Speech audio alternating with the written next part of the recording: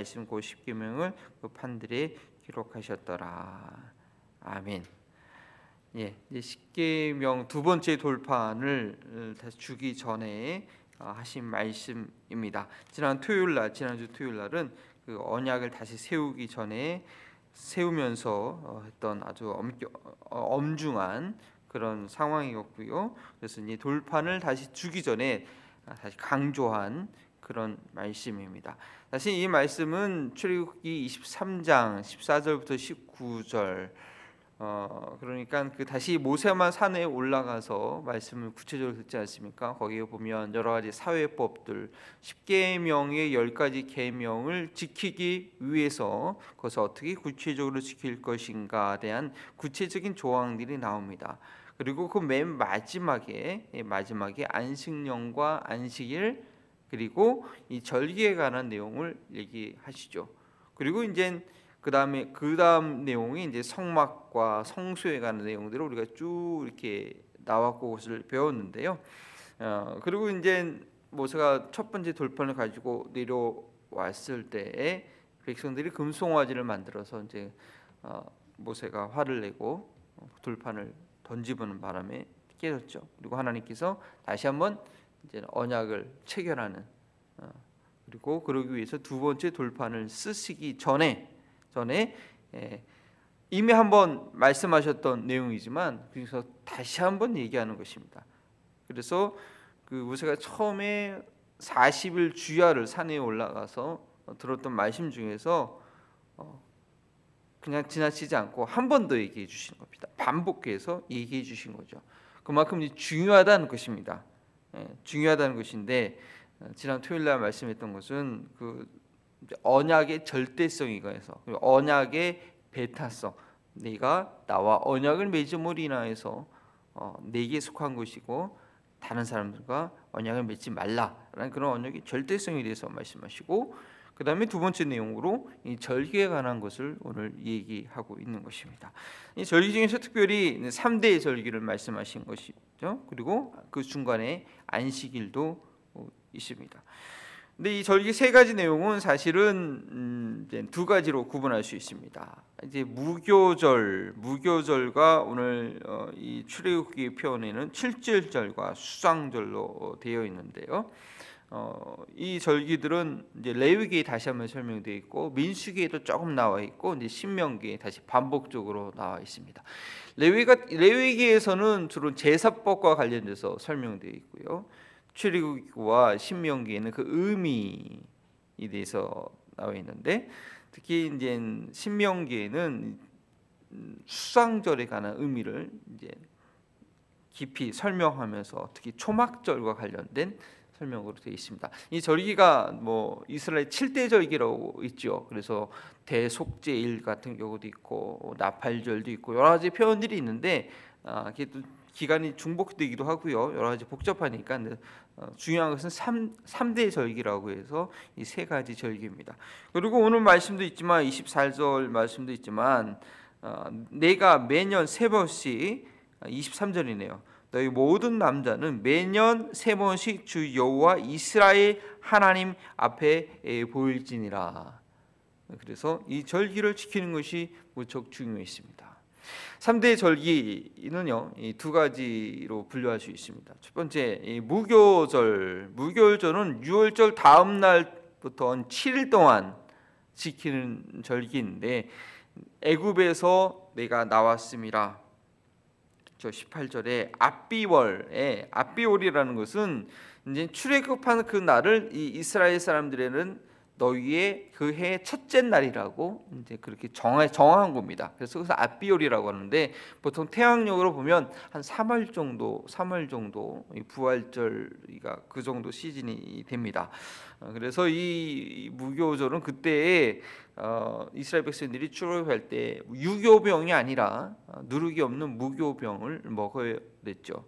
네, 일주일 동안 먹게 됩니다. 그래서 이날은 이 6월절 다음 날부터 6월절은 14일부터 그 첫 압비월 14일입니다. 10일째 양을 취해서 4일 동안 가둬뒀다가 10일 날 양을 딱 구별했다가 11일, 12일, 13일, 3일 지난 이후에 14일 날 잡아먹게 되죠. 그리고 그 다음 날부터 15일부터 7일 동안에 무교복을 먹는 게 무교절입니다. 유월절과 연결되어 있습니다. 예. 그래서 이거는 이제 하나님이 이스라엘 백성들을 애굽에서 건져낸 것을 기억하기 위한 것. 그리고 특별히 이 오늘 말씀은 첫 태생은 다 첫째 것은 하나님께 속한 것이다라는 그런 의미를 가르쳐 줍니다. 반면에 이 7절과 이 수장절은요, 그의 삶, 그렇게 구원받은 사람들의 삶, 뭐 어쨌든 이제 애굽에서 노예 생활하면서 먹던 그런 음식이 아니라 이제 광야에서, 이제 가나안 땅에서 이제 생활해야 될 거 아니에요. 농사를 그 당시에는 농사를 짓는 게 가장 기본적인 수단이니까 첫 농사, 첫 수확한 거에 첫 수확이죠. 7절 첫 한 거에 50일입니다. 보통 모세가 율법을 받은 날에서 50일 오순절이라고 하는데 그 절기를 지켜야 되고, 그다음에 세말, 여기 보니까 세말에는 수장절을 지키라. 그다음에 추수의 모든 마지막 날도 지키라고 하는 것인데, 결국 이것은 너희가 구원받은 너희 삶 가운데 하나님의 도우심과 하나님께서 추수하게 하신다는 것을 기억하게 하기 위한 것이죠. 하나님이 너희를 구원하셨고 구원받은 너희 삶의 모든 열매들 하나님께서 주시는 것이다라는 것을 기억하기 위해서 주시는 것입니다. 그래서 더 특별히 여기에 보면 두 가지 내용을 더 우리가 좀 봐야 되는데, 내 소산의 첫 열매를 여호와께 하나님께 드리라는 것입니다. 26절이죠. 내 토지 소산의 처음 익은 것을 가져다가 내 하나님 여호와의 전에 드릴지니라. 이것이 77절이나 수장절과 같은 것입니다. 모든 곡식 얻는 거 하나님께서 하게 하셨다라는 것을 믿음으로 고백하라는 것입니다. 더불어서 여기 안식이라는 것을 21절에 안식이라는 절기를 다시 한번 매주 지켜야 되는 것을 기억하시죠. 이 안식일을 언제 주십니까? 처음에 광야에서 생활할 때 먹을 게 없을 때, 이제 애굽에서 나올 때 모든 걸 다 끌고 나왔지만 다 떨어지잖아요. 더 이상 먹을 게 없는 상황이 됐을 때 이스라엘 백성들이 원망하고 할 때 저녁 때는 메추라기를 주시고 아침에는 만나를 주시지 않습니까? 만나를 주시면서 그때 처음으로 제정한 것입니다. 내가 너희에게 안식일을 준다. 그리고 만나를 얻는 것 철저하게 하나님을 의지해야 된다. 그래서 가르쳐주기 위해서 안식일을 주셨는데요. 물론 하나님께서도 7일째 그 일을 마치시고 안식하셨기 때문에 이스라엘 백성들로 동일하게 그렇게 하는 것이죠. 그래서 모든 안식일이나 7일절 수장절, 구원받은 우리의 삶이 하나님께 속했다, 하나님께서 공급해 주시는 것으로 살아가는 것이다 라는 것을 가르쳐 주는 것입니다. 그리고요, 또 하나님께서 말씀하시는 것이 이 세 절기일 동안 하나님 앞에 반드시 지켜야 되고 하나님 앞에 나와야 되고, 나올 때 또 빈손으로 나오지 말라, 그렇게 말씀하십니다. 특별히 이 24절에 보니까 내가 이방 나라들을 내 앞에서 쫓아내고 내 지경을 넓히리니 내가 매년 세 번씩 여호와 내 하나님 앞에 배우려고 나올 때 아무도 내 땅을 탐내지 못하리라. 왜냐면 이 77절은요, 오순절은 단 하루, 그날 50일째 단 하루 지키지만 무교절은 첫째 날도 아무것도 하지 않고 마지막 날도 아무 하지 않고 안식해야 되고 또 7일달 이렇게 지내야 된단 말이에요. 그리고 수장절 같은 경우는 정말 7일 동안 장막에 나가서 이렇게 지내야 되는데, 그동안 이렇게 아무것도 이렇게 무방비 상태에 있는 거죠. 사실은 절기를 지키기 위해서요. 한국도 이제 6.25 전쟁이 다 이제 그때 주일날 일어나지 않습니까? 군인들이 이제 휴가하고 쉴 때, 그때 이제 북한에서 내려와서 전쟁이 시작되는데, 특히 이 절기를 지킬 때는 사실은 외적의 침입 공격을 받을 수 있는 그런 때거든요. 근데 아니다, 내가 그 땅을 차지하게 하고 너희 땅을 차지하게 한 거고 내 이방 나라를 쫓아내고 하나님을 뵈러 올 때 아무도 내 땅을 탐내지 못하게 한다. 지켜주겠다는 거죠. 그래서 이 절기를 하나님 앞에 반드시 남자들은 반드시 여호와 앞에 나올지니라. 그리고 빈손오지 나오지 말라. 그렇게 얘기하십니다. 그래서 때로는요, 저희들도 보면 이제 열심히 일하시는 게 참 좋은데 이게 보면 또 쉴 때 좀 쉬고 뭐 안식일은 우리가 주님 안에서 지키고 그 주님 안에서 지키는 뜻이 있지만 그래서 육체의 또 그 한계라는 게 있지 않습니까? 그럼 과학적으로도 또 일반적으로도 일주일에 하루는 좀 푹 쉬어줘야 되는 거죠.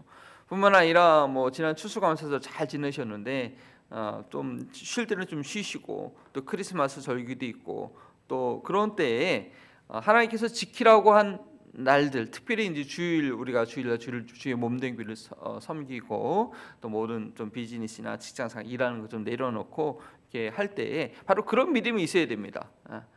그렇지 않고 오늘도 내가 좀 더 돈을 벌어야 되는데 오늘도 내가 좀 더 공부해야 되는데 그렇게 해봤자 하나님께서 지켜주시지 않고 하나님께서 해주시지 않으면 아무 소용이 없는 것이죠. 그래서 사실은 이 이스라엘 백성들이 이 절기를 지킬 때는요 절대적인 믿음이 필요했습니다. 하나님께서 나를 구원해 주신 것이다. 이 가나안 땅에서 우리가 소출 얻는 것 하나님께서 공급해 주신 것이다. 그러함으로 토지의 첫 소선을 주 앞에 드리고 유월절, 무교절 7일 동안 또 장막절, 수상절 7일 동안 또 오순절 그 하루 온전히 하나님만 의지하면서 드리는 것입니다. 우리가 지금 이렇게 방비하지 않으면 저 외적들이 가나안 민족들이 쳐들어오면 어떡하지? 아니요. 하나님께서 지키라고 한 날이기 때문에 그 날 동안은 하나님께서 철저하게 막아 주시는 것입니다. 그래서 하나님께서는 이 말씀대로 이제 27절에 그렇게 말하죠. 여호와께서 모세에게 이르시되 너는 이 말들을 기록하라. 내가 이 말들의 뜻대로 어떻게 해요? 이 절기의 뜻대로 이 절기를 설명하시고 그 의미를 다 설명해 주시잖아요. 이 말들의 뜻대로 너와 이스라엘과 언약을 세웠습니다 라고 하는 것입니다. 그래서 이 절기들을 지키는 것 하나님께서 의미하신 뜻을 기억하는 것뿐만 아니라 그래 유월절이 그런 의미가 있구나, 수상절에 그런 의미가 있구나, 추실절에 그런 의미가 있구나, 그 뜻을 이해하는 것뿐 아니라요 실제로 지키는 게 중요합니다. 1년에 3번 남자들은 꼭 요 앞에 나오고 또 빈손으로 나오지 않고 하면서 또 토지의 첫 소산 익은 것을 하나님 앞에 가져다 드리고 이 모든 것들을 행하는 것이 중요한 것입니다. 절기들을 쭉 보면서요 저희가 생각할 수 있는 것은 그겁니다. 하나님을 믿는다라는 것 추상적인 것이 아니구나. 하나님께서는 이렇게 절기들을 통해서 눈에 보이지 아니하시는 정말 요새가 하나님의 그 영광의 얼굴을 보고서지만 육체 가운데 보고서 살자가 없기 때문에 그 지나갈 때 등만 살짝 보지 않았습니까? 근데 그 하나님을 믿는 것이 결국 추상적인 것이 아니라 이런 절기들을 지킴으로 하나님께서 말씀하신 말들의 뜻대로 언약을 세우신다고 했는데 이런 것들을 실제로 지키면서 하나님을 경험할 수 있는 거예요. 하나님 믿는 것을 보여주는 것입니다.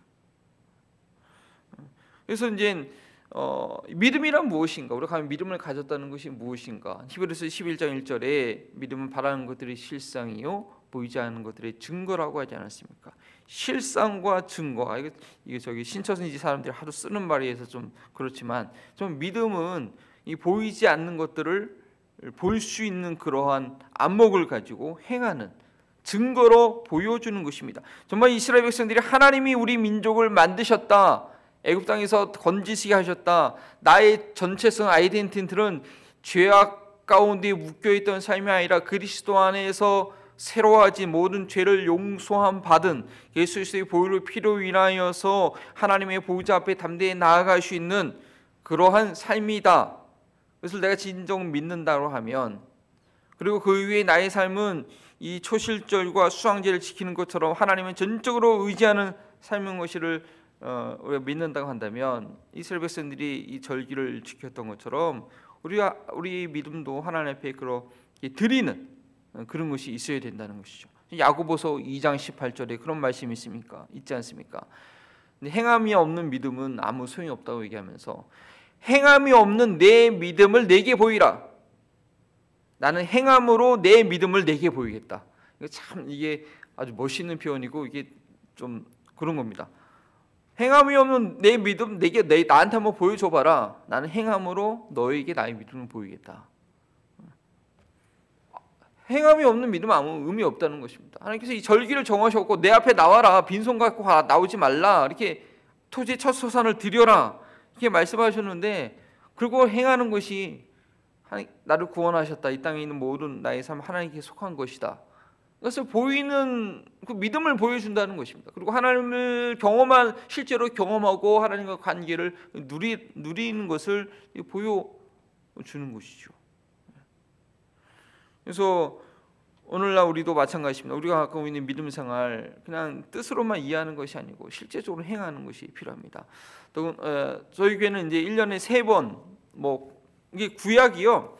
이 신약에 있는 모든 구약은 그림자고 신약은 그 실체라고 하지만 그 실체의 모습을 또한 제대로 이해하고 제대로 반영할 수 있는 것이 구약의 내용입니다. 구약의 그 많은 39권의 그 많은 내용들을 통해서 이 신약의 실체를 우리가 어떻게 또 드러내고 어떤 의미를 발견할 수 있는지 찾을 수 있는 게 구약이거든요. 그래서 구약의 내용을 절대 우리가 무시하거나 다 잊어버리면 안 됩니다. 신약을 제대로 지키려면 구약을 알아야 돼. 그래서 1년에 3대 절기가 구약 이스라엘 백성들에게 있었던 것처럼 저희들도 뭘 합니까?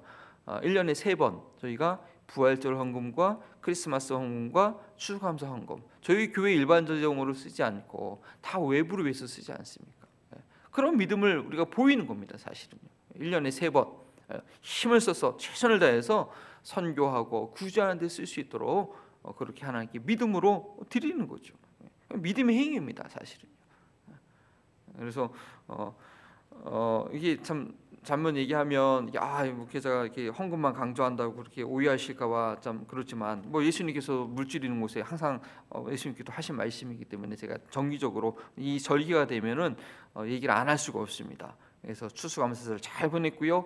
또 크리스마스도 앞에 다가오는데 우리의 믿음을 보여야 된다는 것을 꼭 기억해 주시기 바랍니다. 그리고 또 그렇게 물질만 헌금만 드린다고 되는 건 아니고요. 어떤 의미로 내가 드리는가 그 내용을 가지고 실제로 같이 드릴 수 있어야겠지요. 기도하시겠습니다.